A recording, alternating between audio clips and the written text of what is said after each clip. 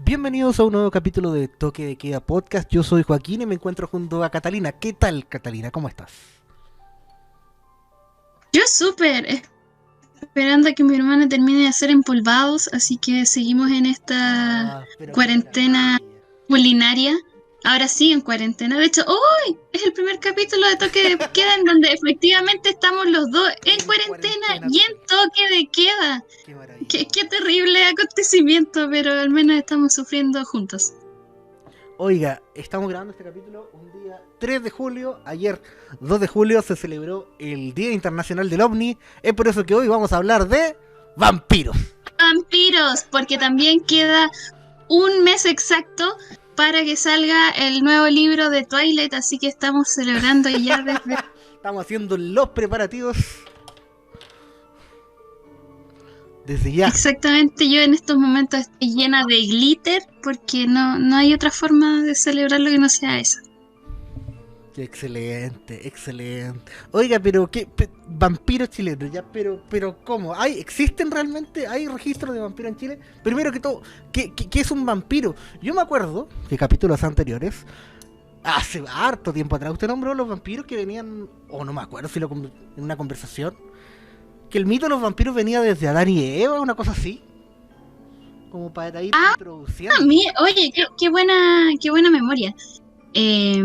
Sí, se dice que Caín fue el primer vampiro porque en el momento en que Dios lo maldijo eh, por matar a su hermano, por cometer el primer asesinato de nuestra triste historia como seres humanos, lo marcó en la frente y lo condenó a como transitar para siempre por el mundo y la vida.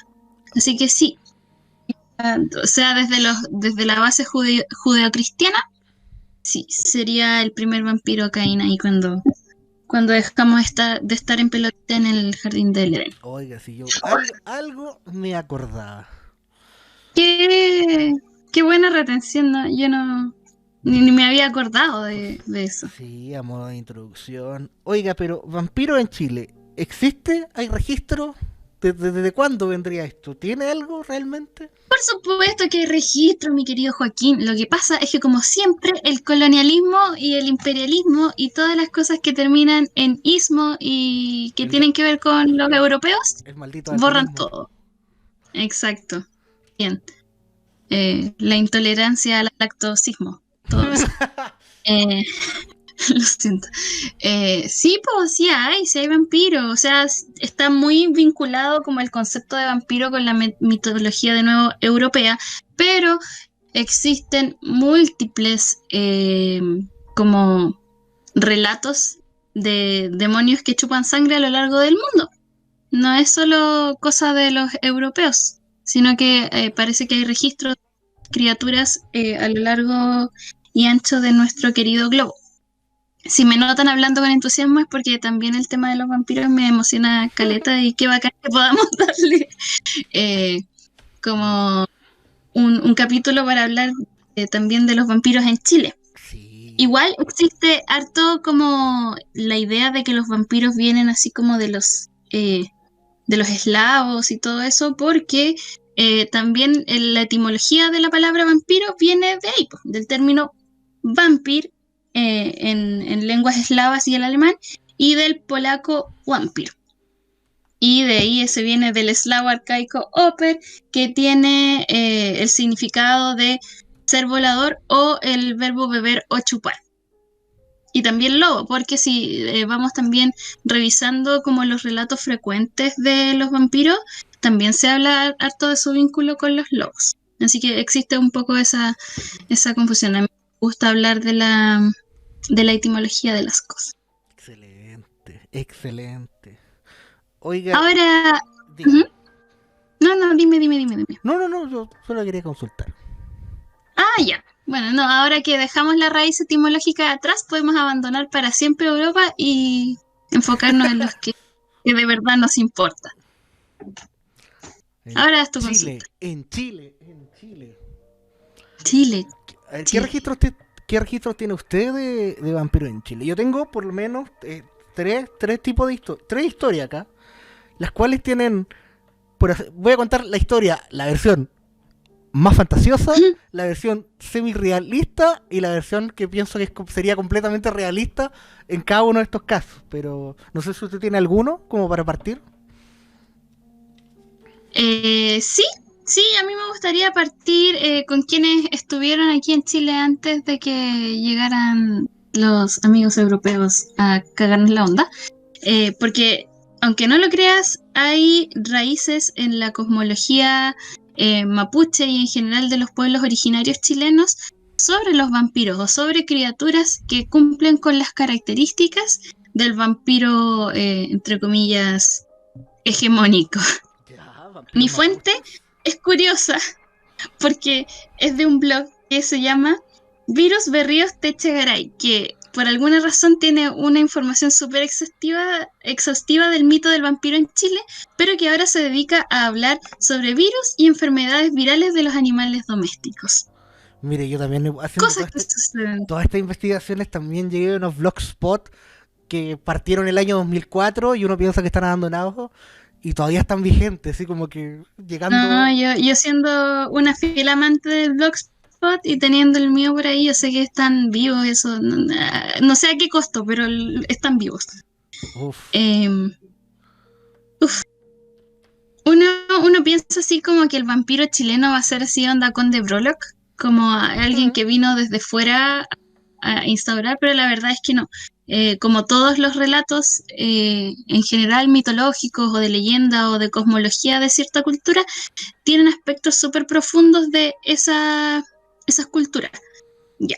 Tenían los vampiros europeos son súper así como de cortes y del racionalismo y el ejercicio de la razón, y por lo tanto los vampiros de ahí tienen como ese origen. Tienen como esa idea con una apariencia más relacionada con las cosas que estaban sucediendo allá. Aquí se relacionan más también con las clases de cultos que se tenían como en esas culturas determinadas. Haciendo como el mismo viaje que hicimos la otra vez cuando hablamos de los nahuales y todo eso, me gustaría también hablar aquí un poquito de cómo los ritos de sangre de otras culturas también como que cumplen un poco con estas ideas o estos paradigmas del concepto de vampiro.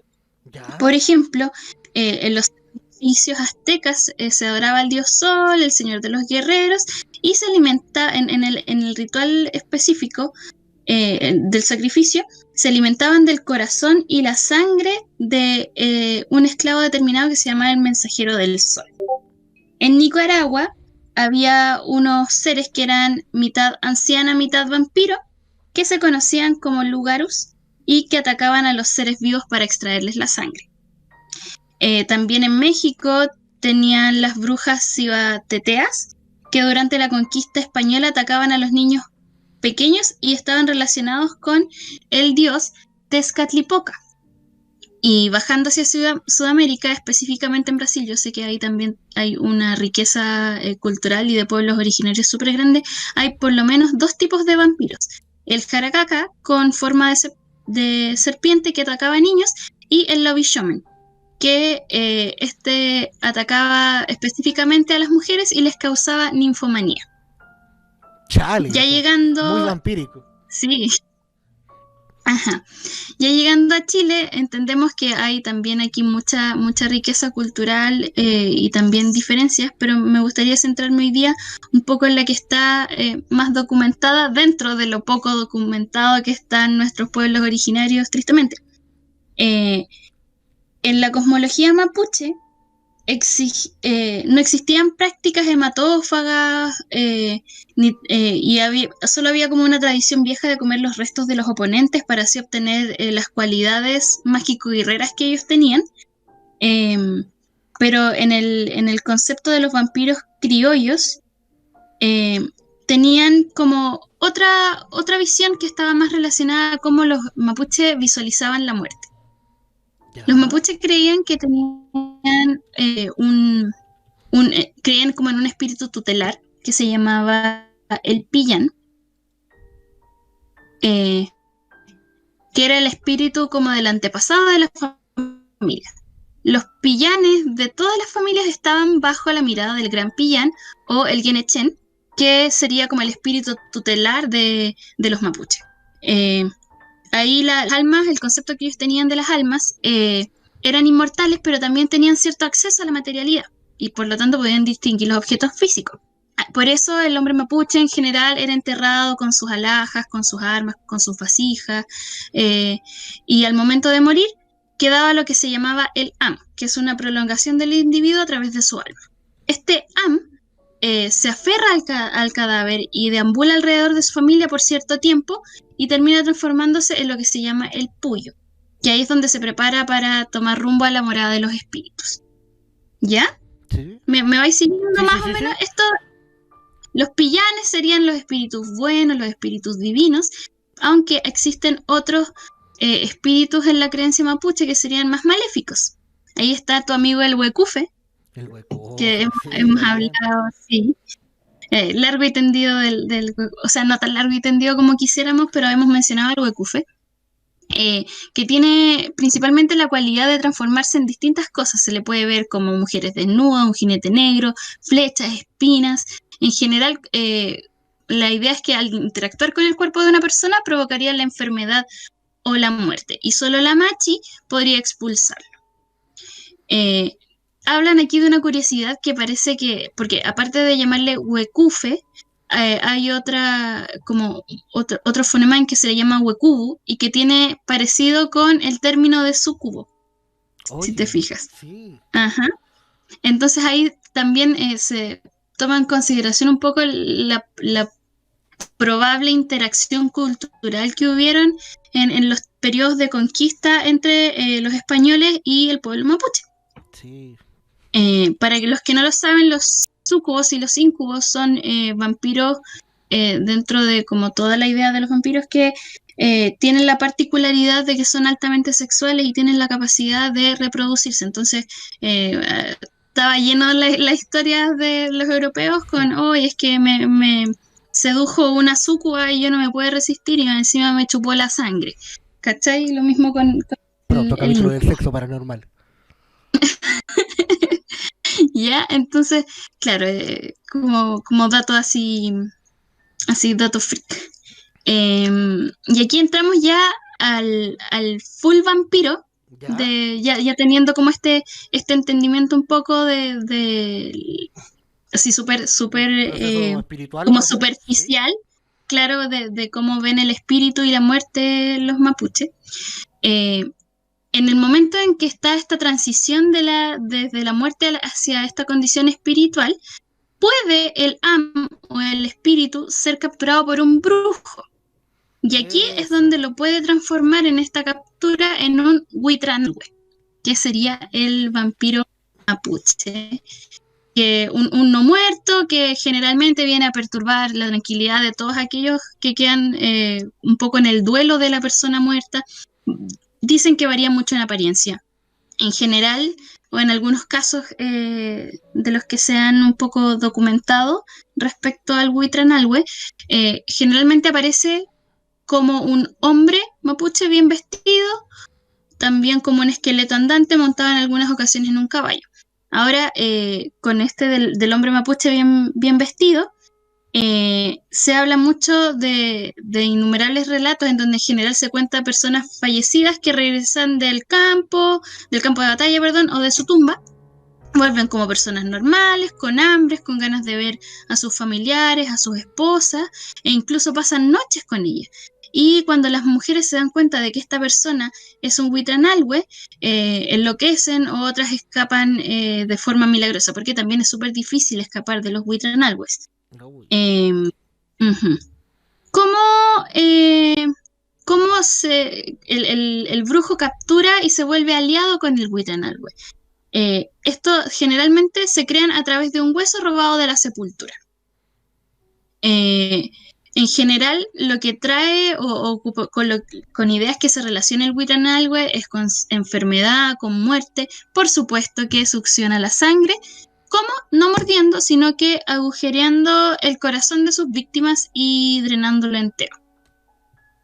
En general, si tú intentas huir del Huitranalhue, lo más seguro es que te va a alcanzar y de solo tocarte te va a hacer morir. Eso respecto así como al Huitranalhue particularmente, pero como sabemos que es vasto todo, sobre todo en el sur, como es súper exquisita la mitología particular de ciertos lugares, hay otros seres que consumen sangre también por ahí, que no solamente son humanoides. Tenemos también al chupacabra, pero ya tratamos de eso. No sé si quieres que siga o quieres tú alternar con alguno de tus relatos. Ya, yo puedo partir con uno tranquilito.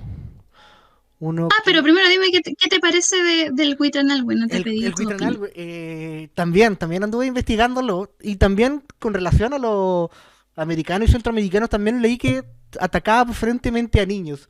Me llama la atención eso de que ataquen a niños y a mujeres.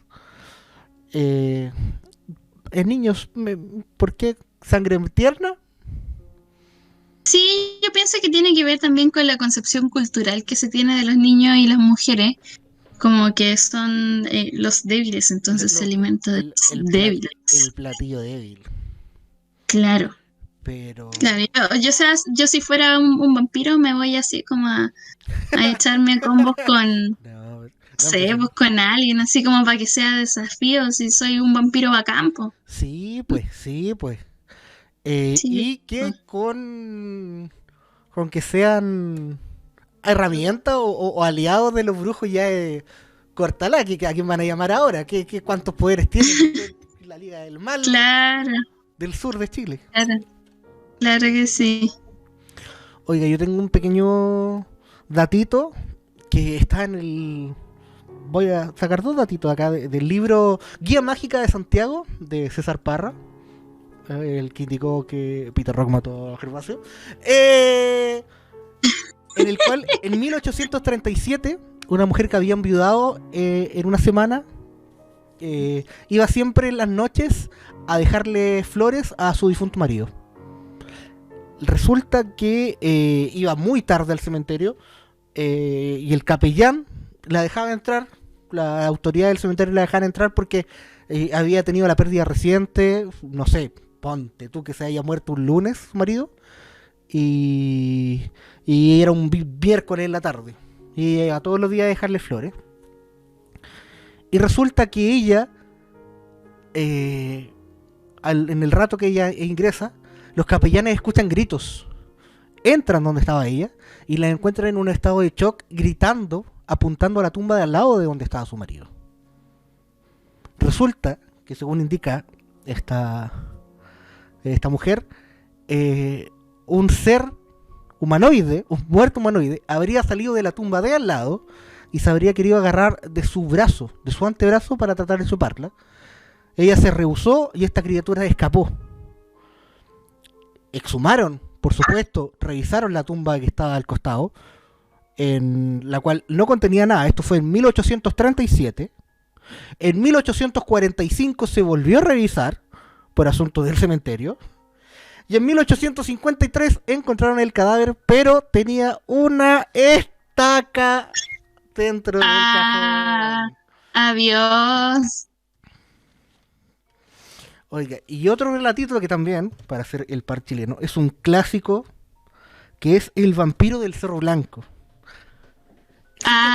Existen Sí. tantas versiones de esta historia que no sé con cuál partir, con cuál comentar.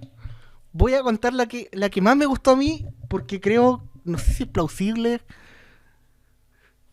Hay una que defiende al cuico, hay una que... Yo leí una que es así, full Twilight.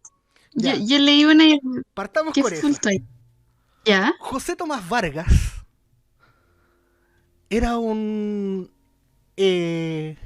muchacho heredero del fondo de los Vargas, que quedaba en Recoleta, al costado del Cerro Blanco y a los costados de los cementerios.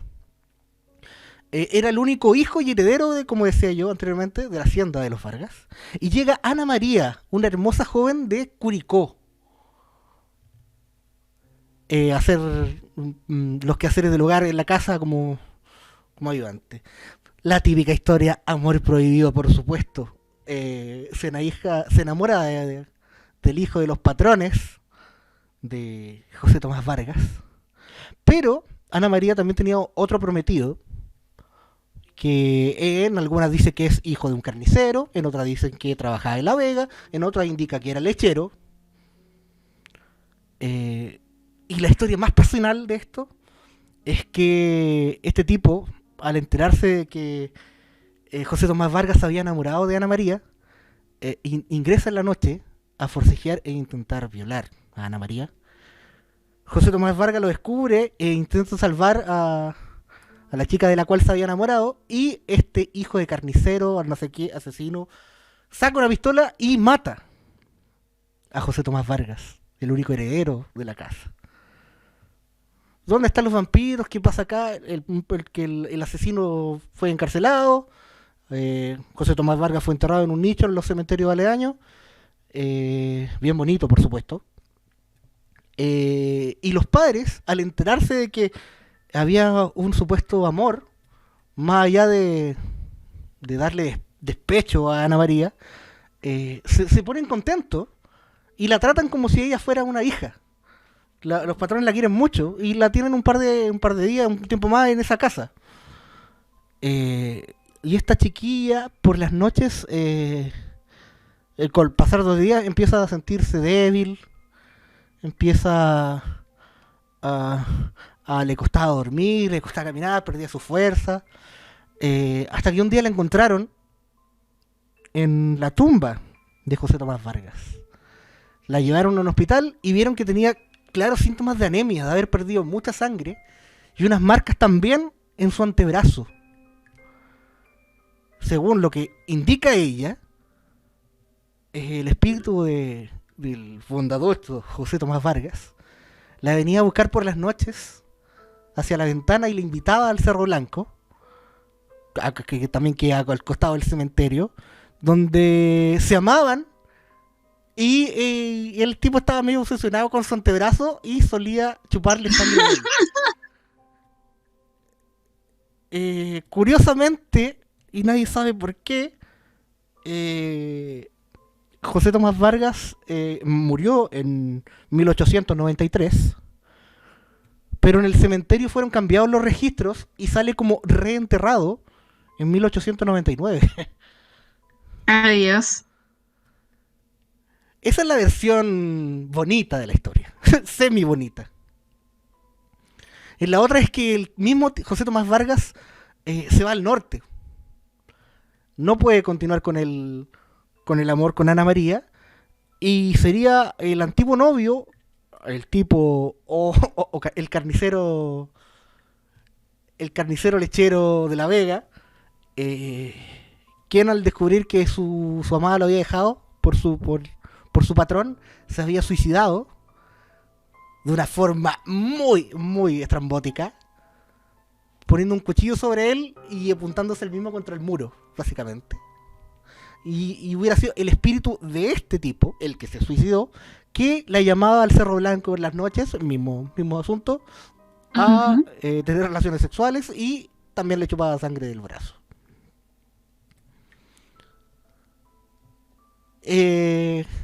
Desconozco cuál de las dos versiones será la más confiable, pero no me gusta dejar a los cuicos como ganadores. No sé, ¿qué opinas tú? ¿Qué opinas? Me parece súper legítimo y yo tampoco quiero dejar a los cuicos como ganadores. Porque obvio que se tergiversó, sí, es un drama de la época, y está la tumba de José Tomás Vargas. Obviamente que tenían familias antiguas de 1800, tenían mucho poder, podían cambiar las versiones, nadie le iba a creer al carretonero, al verdurero, al... Ay, claro. Iban a tergiversar la historia a su favor. Ahora, lo que la chica haya tenido anemia, que haya tenido las marcas en el brazo y que se hayan amado en un cerro, me parece bien vampírico y hasta sexualón, siendo que esto es antes de la creación de la novela Drácula. Sí. Pero fue antes de Carmila, porque tú sabés que antes de Drácula estuvo Carmila, po. Ella es la true. ¿Quién es la ¿No Carmila? conocías a Carmila? ¿Fue esa vez que hicieron Oh, la competencia de quién hace el que da más miedo? esto es como cuando dicen que Asimov fue el rey de la ciencia ficción y la ciencia ficción la había hecho Mary Shelley Ya, hace ya, mucho, sí, mucho sí, sí. tiempo atrás.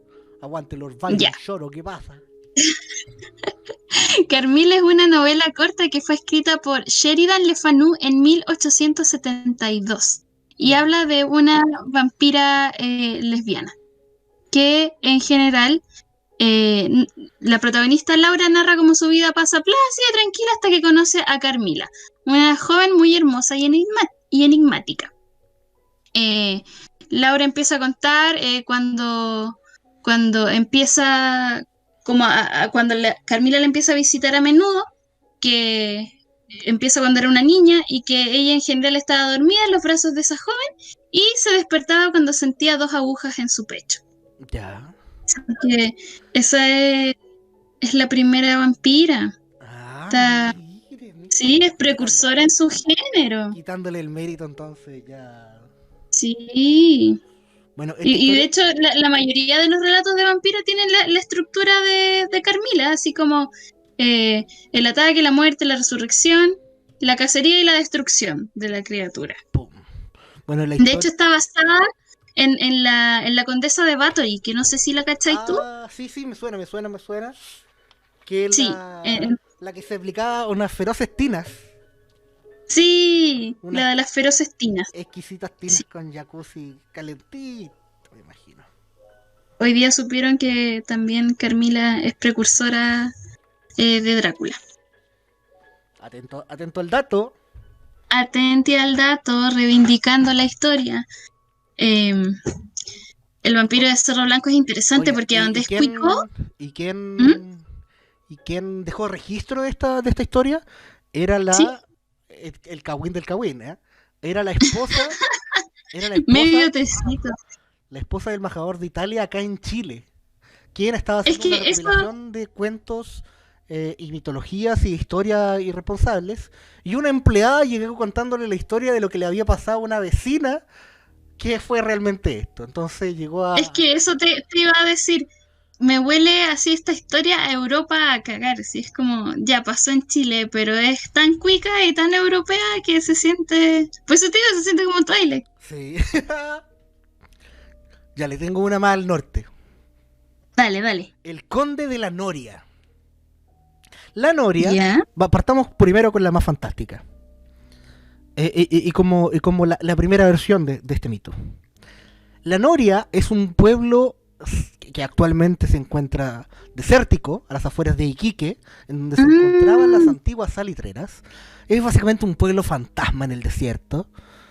Solo quedan ruinas de sus casitas de adobe, pero su llamativo cementerio, el cual son puras cruces metálicas, en pleno desierto, derroídas por los años.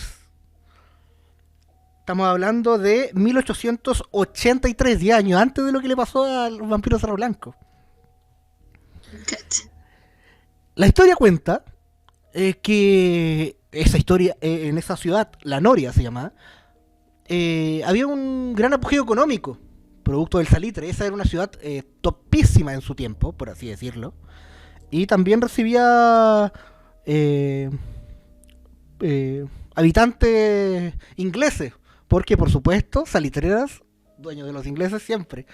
Eso te iba a Conocidos, decir, así como fue el apogeo, pero para los dueños. por supuesto, si esto fue el dueño. Y está en el cementerio que nombré anteriormente, hay una tumba que llama mucho la atención, que es la de Joseph Dixon Edmondson, más conocido como el Conde de la Noria, que digámoslo, era una semi-celebridad porque, no quiero ser prejuicioso, pero Iquique, 1800, este tipo era alto, rubio, llamaba la atención sobre los lugareños. Bueno, Joseph Dixon murió un 18 de septiembre del 83 en La Noria. Se enterró en un ataúd impecablemente negro, muy fino. El tipo relatan que era pelito rubio, largo hacia atrás, con barbita bien cuidada, y lo enterraron con un terno blanco así, pero impecable, una corbata negra y unos zapatitos Arol. Yo me lo imaginé como Jean-Philippe vestido de Bombo Fica, más o menos. Yo pensé en Jared Leto. Así que estamos Bueno, cerca. por ahí. Jean-Philippe Jared Leto. Lo enterraron.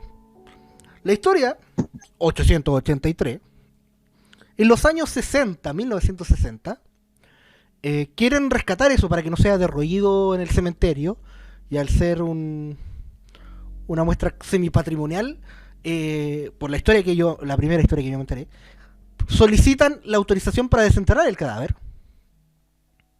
La oficina de turismo en los años 60 en Iquique, para mostrar lo que era la noria y todo el asunto, y lo encuentran. Primero que todo empiezan a hacer un hoyo, y esto es muy importante porque es la tercera historia que cuento. Y cuando están rompiendo su tumba, encuentran una cajita un poquito más de 1 metro con un antebrazo cortado, el cual aparenta ser de mujer. Tercera historia y tercera vez que nombro un antebrazo. Lo noté muy... Me llamó mucho la atención. Estaba disecado, por supuesto, y parecía ser de mujer por la forma y porque llevaba un vestido, me parece. Era un antebrazo solamente, no podíamos sacar más detalles. Y cuando llegaron a Joseph y abrieron su ataúd, los exploradores no lo podían creer porque el tipo estaba igual a como estaba en el 83. Su cadáver se había conservado tan bien que parecía que el tipo estaba durmiendo. ¿Tú estás insinuando que Jean-Philippe es un vampiro? Mire, no lo digo yo. Juzgue usted. Resulta que fue tal el shock que dijeron, ¿sabe qué? Dejémoslo acá nomás, tapemos con tierra, deja la cajita ahí, tapémoslo y vámonos. ¿Por qué se hizo tan famosa esta historia? Porque al ver el cadáver en esa forma, al equipo de exploración lo dejó trastornado. Los tipos tenían miedo de que este tipo lo apareciera, se lo llevara. Uno de ellos incluso falleció. ¿El susto?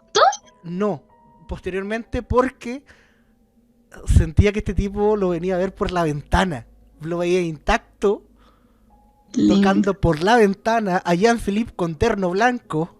Por favor, sí, eso yo iba a decir. Por favor, quienes están escuchando eso, imagínense que están aquí escuchando en este momento toque de queda y de repente miran a su ventana y se encuentran a Jean-Philippe de blanco, observando. ¿Está bueno el podcast? En los 70, los milicos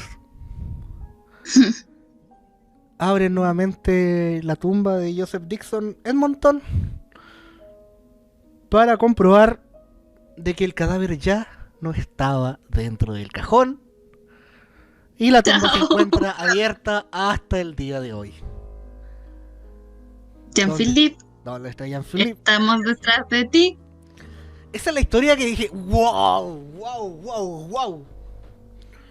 Pero, yéndolo a historia, la Noria no sería una oficina salitrera, sino sería una ciudad de alto apogeo, pero más que los ingleses, de peruanos en esa época, en el 80 no, un poquito antes. Era una gran de peruanos. Luego de la Guerra del Pacífico fue conquistada por Chile. Incluso se nombra de que este otro parte de detallito que también lleva otro detallito a la Noria, que los peruanos, al verse acorralados porque venían los chilenos a invadir su templo de su ciudad mágica, donde tenían los mejores placeres, la mejor ciudad que tenían, enterraron su dinero para después volver algún día. Y le pidieron al cura también, al cura de la parroquia, que guardara también su dinero en algún lado. Y milicos chilenos de la Guerra del Pacífico, se dice que torturaron al cura hasta que lo mataron y el cura se llevó el secreto a la tumba. Por lo que la Noria, de ser una ciudad desierta, está también llena de hoyos porque están en busca de ese tesoro de oro y plata de los ricos peruanos del 1800. ¿Todavía? Joseph ¿Todavía lo buscan? Joseph Edmonton no sería también un alejado de esto. Él también, de la alta alcurnia, fue enterrado con bienes, con valores, con oro y con monedas de oro en su ataúd. Por lo que posteriormente los saqueadores intentaron sacar las moneditas de oro de su cadáver. Dejaron el cadáver tirado en un lado. La familia lo volvió a enterrar nuevamente con más dinero. Y el mito, posteriormente, cuando los saqueadores fueron a saquearlo por segunda vez, vieron que ahora sí el cadáver no estaba. Y está la placa que resalta, porque su placa es de un mármol ya grisáceo, pero en comparación al resto que son puras cruces de fierro, y un mármol grisáceo, claro que resalta. Un hoyo en el desierto abierto, resalta bastante. Quizá el tesoro eran los amigos que hicimos en el camino. Quizás Jean-Philippe es un tesoro. Claro, Oye, el tesoro de Jean-Philippe. ¿Usted tiene más? Yo tengo más, sí. Parece que yo hoy día voy a dar el contraste de pueblos originarios. Sí, sí. ¿Has escuchado del basilisco Chetín? Mire, la verdad es que no realmente, nunca una descripción real del chileno, por así decirlo. Ya. ¿Y qué sabes del basilisco en general? Que es un gallo serpiente. Pare de contar, nada más. Ya, pero qué bacán que tengas más como cercana la idea del basilisco chileno que el basilisco en general, porque como muchas cosas también tiene su contraparte más como blanca, eurocéntrica, ya. Que suele describírsele como una serpiente, de hecho sale en Harry Potter, una serpiente que sale de un huevo empollado por una gallina. Uh-huh. Y que tiene la gran particularidad de que su mirada es letal, o sea, tú miras el basilisco y te mueres. Ese es como el basilisco como mainstream. Ya, el clásico. Ahora basilisco, no es ¿ya? Classic Basilisco, ahora su versión chilota, o quizá la versión europea es la copia de la versión chilota, ¿quién dice? Habla de una criatura, un ser, que es descrito como una fusión de varias cosas. ¿Ya? Entre un gallo y un reptil. En eso como que también agarra un poco de sus raíces europeas. Lo que encuentro yo como medio poético de esto es que Chiloé en sí es una isla súper mixta, como que agarra súper bien sus raíces europeas y sus raíces indígenas y las vuelve algo nuevo. Con el basilisco pasa lo mismo. Hay aquí también un poco de referencias a la lucha entre Tentembilú y Caicaibilú. ¿Ya? El encuentro entre estas dos culturas, entre la tierra y el mar. Y también en este sentido el basilisco lo que hace en sí mismo es ser un reptil con plumas, nace de un gallo soltero, se oculta en viviendas en ruinas y se alimenta de las flemas de los hombres mientras duermen. Ay, pero en ese sentido se parece. Sí.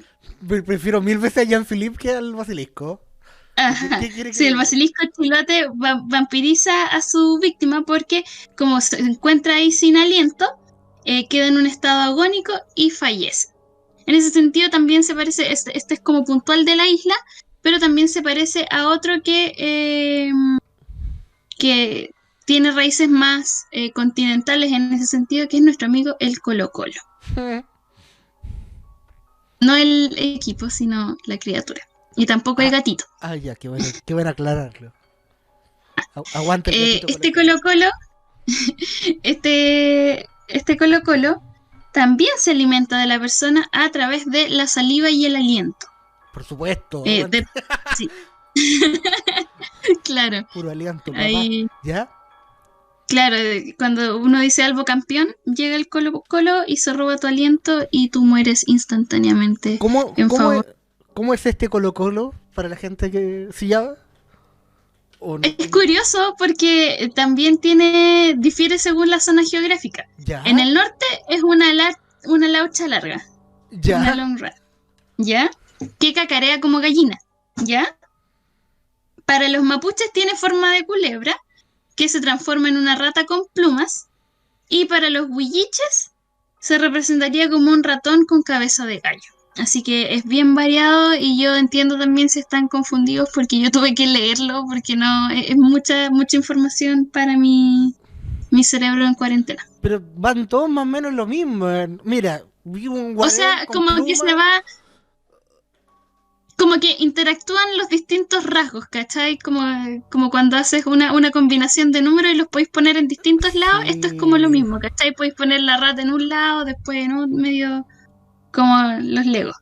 Ujú. Y el otro, aparte como del basilisco, del Colo-Colo, existe un tercero más. Estos son ya, el único que tenemos medio humanoide es el Huitranalhue. Ya, el que Eh, ya hablamos anteriormente. exactamente. El que falta como de figuras más entremezcladas es el Piuchen. También ese es como más famoso, por lo menos debería sonar como de nombre. El pichén sí me suena. Sí. También La aparece en criaturita. casi todo Chile. También tiene nombres y apariencias distintas porque se dice Piuchen, Pimuichen, Pihuichen, Pihuichen. Esas dos tienen, una es con W y la otra es con H, así que imagino que yo no le puedo hacer justicia a la diferencia de pronunciación de esas dos. Y el Piguchen. El pichén. Me lo imagino, con el puro nombre me lo imagino como una criaturita voladora que chupa. Yo también, así como que de Como nombre que me dan ganas de encontrarme un Piuchen y abrazarlo. Así es como, preciso. Piuchen. Eh, este no es abrazable porque también es un ser vampírico. Este sí succiona sangre, en especial de animales, y sobre todo en las ovejas, y en algunas zonas también succiona sangre humana. ¿Ya? Porque como también es un largo país y tenemos vastas y diferentes como culturas en cada una de las zonas, aparte de cambiar el nombre, cambia la apariencia y cambian las costumbres. Oiga, Eh, ujú. y este pichén también tendrá relación con nuestro antiguo mítico chupacabra, nuestro chupacabra interior. Yo creo que tiene más Un chupa... relación, para tu desgracia, con los brujos, porque Ah, a pesar de tener como formas no humanoides, se supone que su origen sería de una persona que realizó una brujería de mala forma. Por lo tanto, en vez de realizar su brujería, acabó como convertido en Piuchen, un brujo que falló. un brujo que falló. Un brujo Por lo tanto, ya válido. no puede llamarse brujo y pasa a ser un Piuchen, porque los brujos no fallan. Ahí también entra un poco como la leyenda del basilisco, porque otro librado que cuando pone un huevo de basilisco se transformaría en Piuchen. Ahí hay extrañas relaciones entre estos dos. O sea, tiene que haber primero un basilisco en este sentido para que haya un Piuchen. Como el huevo y la gallina, pero Eso mismo iba a decir. ¿Qué fue primero? con ¿El piuchén o el criatura. basilisco? ¿El basilisco o el Piuchen? Para que sepa, tiene que ser primero el basilisco. Si se lo preguntan en algún momento en una entrevista de trabajo, ya saben. ¿Team piuchén o team basilisco? Ahí eligen ustedes acá en Toque de Queda Podcast. Sepan que yo soy Team Piuchen, así que váyanse. Aguante piuchén, piuchén. Piuchencito. Oiga, Ujú. yo Dale. tengo una historia que también me suena mucho a eso. Por los Kifafi. ¿Kifafi? Los Kifafi. Los Kifafi. Sorry, pero me suena como a una persona que sí sea. No he escuchado de los Kifafi. Un Kifafi es un apellido. eso. No, Kifafi era un apellido que actualmente sigue siendo muy conocido y muy de renombre en la ciudad de San Antonio, en Chile, quinta región. Oh. Y más allá de quizá ignorancia, un prejuicio, es un nombre que lleva por lo menos, déjeme revisar acá, varias decenas de años, varios años siendo un prejuicio de ser vampiro contra esa Me familia. estoy leseando. Es una discriminación contra ese apellido en San Antonio. Por Un una historia, true estigma. por una historia muy trágica que ocurrió en 1946. El 30 de noviembre de 1946, 3 niñitos de la familia Kifafi, déjenme buscar los nombres por acá, con todo el respeto, por supuesto. Un segundito. Ali, Abdel Fattah y Jalil, hijos del matrimonio formado por Elías Kifafi y Guillermina Álvarez. Yo he escuchado de Elías Kifafi. Ahora que me dijiste el nombre y como que me vino así... ¡pa! Bueno, estos Ya, tres dale, niños sigue. eran hermanos muy unidos. En el año 1946, un 31 de octubre. Muy importante porque al otro día los niños iban a ir a... La familia entera iba a ir a honrar a sus muertos al cementerio parroquial de San Antonio. Porque era 1 de noviembre. Estos niños decidieron mentirle a la familia diciendo que iban a ir a jugar a la pelota. Pero fueron con otros 3 niños a el estero de San Pedro en San Antonio.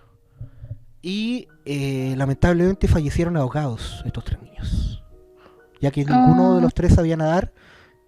Y se tiró primero el menor y el resto fue siguiéndole para intentar salvarlo, y fallecieron los 3 en el estero de San Pedro. Conmocionado porque la familia Kifafi era bien conocida en San Antonio, no habían tantos medios en esa época, fueron enterrados, y posteriormente un campesino de la zona, cerca del estero San Pedro, comenta que se le perdieron 2 cabritos recién nacidos. El campesino le da importancia, al otro día camina cerca, porque este estero llegaba a la provincia de Llolleo, cerca de la ciudad de Llolleo, y encuentra a los 2 cabritos muertos con marcas en el cuello. Siempre un súper buen presagio. Y desangrados por ahí. A lo que empieza a surgir el mito de que estos niños que se habían ahogado, súmele también que parte del mito dice que no es que estos niños no supieran nadar, sino que el Cuero, nuestro querido conocido Cuero, habría tomado a los niños y los habría llevado y había absorbido su sangre. Por consecuente, la maldición sería que estos niños, para, no sé, salir de su limbo, o como venganza porque el Cuero les succionó la sangre a ellos, saldrían de la noche del cementerio a succionarle la sangre a criaturas, personas que salían afuera. Esto provocó un pánico tal en San Antonio que a los niños se les prohibía salir de noche para que no fueran confundidos, porque además exhumaron los cuerpos de los 3 niños, los cuales tenían el pelo largo, los dientes acolmillados, las uñas más largas y sus zapatitos gastados. Causó una histeria colectiva. Según la fuente que me pidió anonimato, que es una persona de allá de San Antonio que recopiló testimonios y tiene testimonios de la época, que iban al cementerio a hacer misa, con lo típico de vampiro, con estacas, con cruces, con collares de ajo, esa es la palabra que quería decir. Todo súper safe. A estos niñitos. Y más allá de que quizás, no sé, fue una pasada de rollo de la gente. Posteriormente, esto, cuando se supo, prensa, guardias, policías esperando afuera del cementerio que en la noche salieran estos niños, haciendo guardias esperando a ver si los veían salir. Y como siempre, como eran de apellido extranjero, generó más estigma aún en los Kifafi. Y hasta el día de hoy, por lo menos, ese apellido es mito como entre los niños pequeños. No vayáis para allá, que es la tumba de los vampiros, o se le conoce popularmente como la tumba de los vampiros. Los niños Kifafi, como un hecho tan triste que terminó en la difamación de un apellido en una ciudad tan... Y qué cuático que siga como ese estigma así como conocimiento popular, po.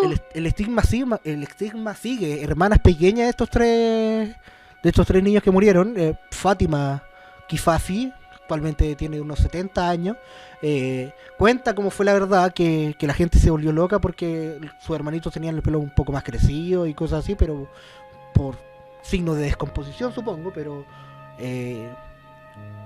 gente inventando de todo, que los tenían conservados en unos frascos dentro del mausoleo, que oraban. Incluso salía que había un semimonje norteño que bajó y también lo observaba a estos niños con el nombre de Nathan, registro de la época, en misa, gente que posteriormente era más viejita diciendo: yo estuve ahí, pues yo fui a las misas de los Kifafi, ya es una leyenda, íbamos a los cementerios, hacíamos las misas en los mausoleos para que no salieran. Si no me equivoco, creo que hasta amarraron las tumbas. Y más allá de la leyenda, es un cuático, como un apellido por ser no tan común en una zona como San Antonio. Lleva años y años, y yo creo que varios años más, estigmatizado. Yo sabéis que siento que es una mezcla como de otra prueba de nuevo de lo poderosa que es la histeria colectiva. Eso. Aparte de eso, como el estigma social que se le da a los inmigrantes más encima, porque evidentemente es un apellido distinto, es gente distinta, y quién sabe si ellos vienen y le chupan la sangre a las personas en los funerales, ¿cachai? Por supuesto. Creo que es una mezcla súper desafortunada de hartas cosas. Es que son extranjeros y vienen a nuestros pueblos a quitarnos nuestro trabajo, ya nuestras mujeres, porque son extranjeros. Y nuestra sangre. Por supuesto. Eso sería así como cuando la xenofobia agarra tintes paranormales. Mire, justamente, y yo creo que el temor a los vampiros tiene mucho de eso, ¿ah? Harta... ¡Qué buen análisis te pegaste, Checho! Xenofobia encubierta. Qué buena frase. Sí, en general tiene mucho sentido, así como sobre en tiempos pasados. No que la xenofobia haya dejado de existir en lo absoluto, pero sí toma otros tintes, considerando como las cosas nuevas que tienen estos tiempos y estas nuevas culturas.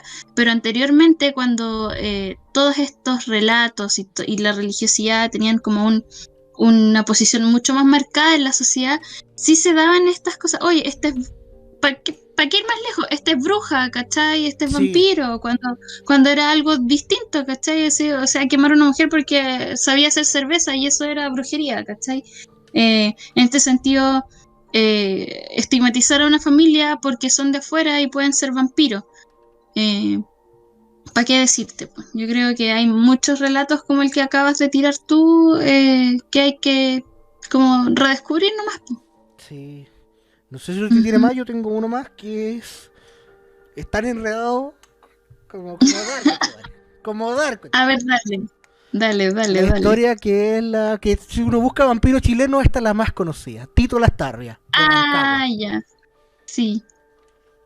Resulta que este también es una mezcla de historias que están pegadas así como con plasticina para crear el mito.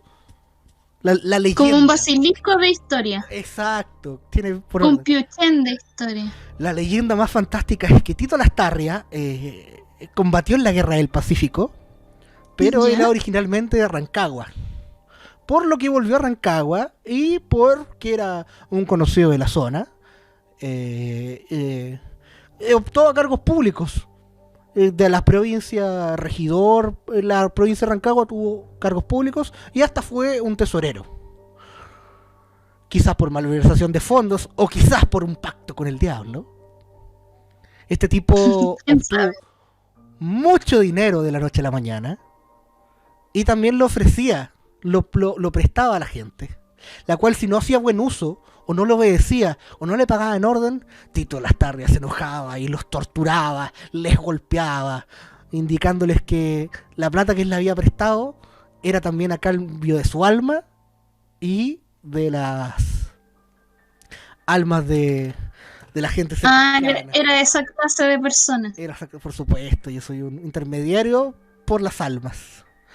La cosa es que en una revuelta mandó a construir un nicho de Tito Lastarria en el cementerio de Rancagua. Una multitud también enardecida con sus castigos y sus malos tratos con la población, y por ser un ser demoníaco, finalmente lo cazaron como vampiro. Rancagua cazó un vampiro. Me encanta. Fue encerrado, asesinado, con cadenas en su propio mausoleo que él se había mandado a hacer con su tanto dinero. Se pusieron, como digo, cadenas en su ataúd, y para resguardar en su mausoleo se pusieron 4 cruces, resguardando que este ser no pudiera salir a atacar a la gente de Rancagua y a los herederos. Resulta que el terremoto del 2010 botó 3 de las 4 cruces. ¡No! Y al caer de la 4ª, Tito Lastarria saldrá de su tumba y atacará a los hijos de los hijos que él juró venganza de toda la provincia de Rancagua. También su mausoleo es ocupado como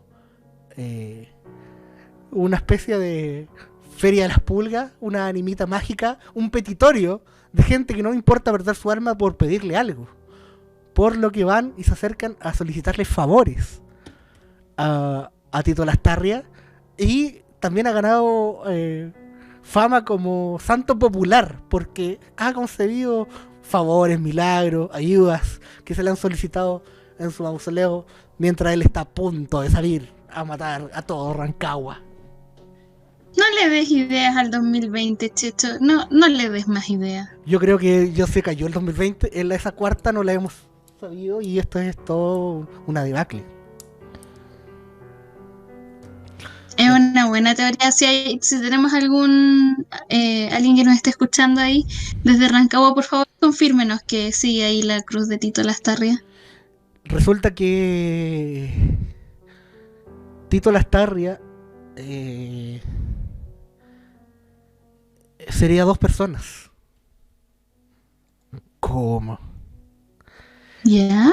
Tito Modesto Zenobio Bravo, hijo natural de Rosa Bravo y de un padre desconocido, fue un joven que nació en Rancagua. Si bien en su principio no fue reconocido por su padre, el señor, deme un segundito, Lisandro Lastarria, que en sí se encontraba combatiendo en la Guerra del Pacífico, nunca fue un padre ausente, la verdad. No estuvo para darle el apellido, pero sí lo quería reconocer posteriormente a la guerra. Lisandro Lastarria mandó apoyo a su hijo Tito Modesto Zenobio. Se crió, tuvo muy buena educación e ingresó a estudiar medicina en la Universidad de Chile y se graduó como médico. Posteriormente, cuando se graduó, ya habría sido reconocido como hijo de Lisandro Lastarria, por lo que se graduó como médico como Tito Lastarria. Oh. Fue derivado a Putaendo a combatir, capítulo 3, plagas y capitalismos, la plaga de tuberculosis que había ocurrido en esa época. Y en su contacto estrecho, como se diría actualmente, con los pacientes que le atendían. No, flashbacks de guerra. Murió en marzo de 1890 a los 26 años. Fue enterrado en Putaendo. Su padre volvió de la guerra. Sí obtuvo cargos públicos. Sí fue tesorero. Desconozco la fama que tendría, si es que realmente tenía fama de mala persona, de enojón, de tanto como se le indica a su hijo. Y pidió que el cuerpo de su hijo, de su joven hijo desde Putaendo, fuera traído hasta el Rancagua para colocarlo en el mausoleo que él había hecho de Tito Lastarria. Y posteriormente Lisandro muere en 1901 y es enterrado en el mismo mausoleo donde estaba su hijo. Oh. Lo de las 4 cruces solo es ornamental, no hay ningún tipo de maldad. Si bien se decía que Lisandro visitaba porque cercano al cementerio de Rancagua, y aquí se anexa con lo otro, hay muchos prostíbulos. Los mineros que llegaban a Rancagua eran fieles seguidores de los prostíbulos, pero hubo un periodo en donde no llegaron trenes a Rancagua, y las prostitutas estaban desabastecidas económicamente. Una de ellas se acercó, le llamó la atención este mausoleo bien bonito de este joven, y no sé por qué ella pidió que llegaran mineros para que subiera la cosa económicamente, y posteriormente eso llegó. El mito se fue trasladando entre los prostíbulos, y como leyendía popular de que los favores que se pedían en ese nicho se cumplían. Y no sería ningún vampiro que trataría de matar a medio Rancagua. Se derivó mucho de lo que realmente es, que es un médico joven que murió de tuberculosis. Su padre, que tenía dinero, lo enterró, lo mandó a exhumar y lo trajo de vuelta al nicho familiar, donde él también posteriormente fue enterrado. Y su forma de conceder favores fue una mera casualidad, un chascarrillo más. Me parece bastante sensato también. Que salió de la... Bueno, dejamos ahí 2 versiones. Esas 2 versiones están. Yo prefiero la que va a salir y nos va a matar a todos, Tito Lastarria, porque... Quizá Tito Lastarria es... No, es que era un tirano capitalista, entonces no puedo tener esperanza de que sea el vampiro médico que nos salve a todos. Pero ojalá que no se rompa la 4ª cruz ni salga, porque quizás... Sí, ojalá que espere... Oh, por favor, no más. Yo no quiero tirar más del carro. No más. No más, por favor. Bueno, ya tenemos...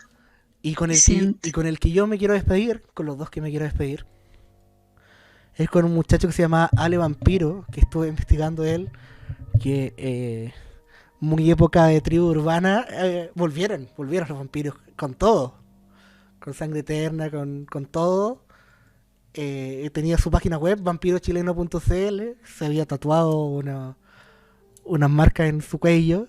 Desconozco qué estará actualmente. Intenté hacer la investigación en qué está ese joven ahora, pero lo más cercano encontré es otro joven hace poco que lo replicaba, que se llama Cristian Camilla, un joven de 20 años que trabajaba en el Transantiago y odiaba Crepúsculo, que viste muy similar a mi gran amigo Gremlin, vive en el paradero 25 de Gran Avenida. Y yo me quiero despedir con esta cita. En un diario capitalino le hicieron la siguiente pregunta: ¿probaste alguna vez la sangre humana? La verdad es que sí. Lo hice por curiosidad, para saber qué se sentía. Hace 2 años, cuando casi no salía de día y paseaba de noche. Caminaba por la ciudad y una amiga se cortó con una Gillette y bebí algo de ella. No tenía mal sabor, fue interesante, pero yo me alimento de comida normal. Lo único que no trago son las guatitas, son un asco. Tampoco tomo alcohol ni uso drogas. Con eso yo me quiero despedir. Ese es el vampiro que todos queremos. Los vampiros no comen guatitas. Y con eso me voy. Drop the mic. Perfecto. Mic drop. Yo corroboro la historia de ese amigo y también tenía un amigo picado a vampiro que había probado la sangre humana y decía lo mismo. Sí, sí. Así que Sebastián Gremlin, este capítulo es dedicado para ti. Cariños para nuestro vampiro personal. Y Cuati, yo creo que hicimos un recorrido por todo el Chile y eso que no nombra. Mire, es que con eso nos vamos a tirar otra hora más de capítulos si le digo lo que digo. Pero. No, yo creo que este es el Recomiendo verdadero. Chile de norte a sur. Un vampiro es llamado capitalismo, el cual nos chupa la sangre a todos, el cual no es capaz de ver su propio reflejo en sus máximas autoridades, por lo cual, si no pueden ver el reflejo, no sienten un ápice de empatía y siguen en lo alto en sus castillos mientras la gente está haciendo ollas comunes, protesta y hay un helicóptero pasando por afuera de mi casa mientras estoy grabando. Eso. Yo no tengo más que decir. Es el cierre perfecto y nos vemos. Chao. Nos vemos en un No dejen que el capitalismo les chupe la sangre. Nos despedimos con Paco Vampiro. Esto fue un nuevo capítulo de Toque de Queda. Nos escuchamos la próxima semana. Adiós.